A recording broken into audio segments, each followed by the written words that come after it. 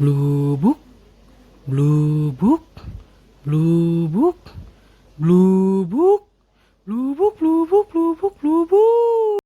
Halo sahabat HBK Fish, gimana kabar ikan-ikan di rumah? Masih pada sehat kan? Oke, hari ini kita akan membahas tentang mengevakuasi ikan dari rumah Pak Herman.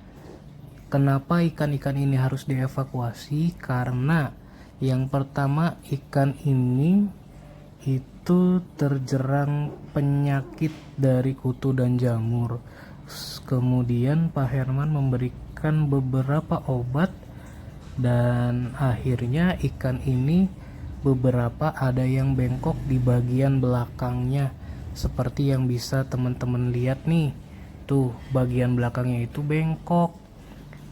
Jika ditemukan bengkok dalam ikan koi, mungkin ada beberapa faktor.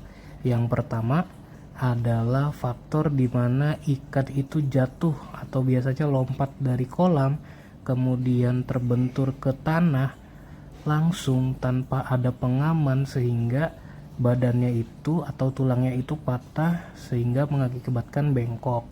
Yang kedua, bisa jadi karena kutu dan jamur, kemudian kita beri obat kutu dan kita pisahkan di sebuah vat ya, kolam vat seperti ini, kemudian kita beri obat kutu dan pemanas air itu heater ya. Heater secara berlebihan sehingga membuat kondisi badan ikan itu tidak cukup untuk atau tidak kuat menangani hal-hal tersebut sehingga bengkok. Yang ketiga, ada juga faktor genetik. Dari awal lahir mereka seperti itu. Dan yang paling terakhir adalah karena posisi ikan itu kelamaan menggendong telur, biasanya terjadi kepada ikan-ikan yang perempuan. Nah, setelah dievakuasi, kita pindahkan ke kolam terpal yang menggunakan yang menggunakan aerasi saja.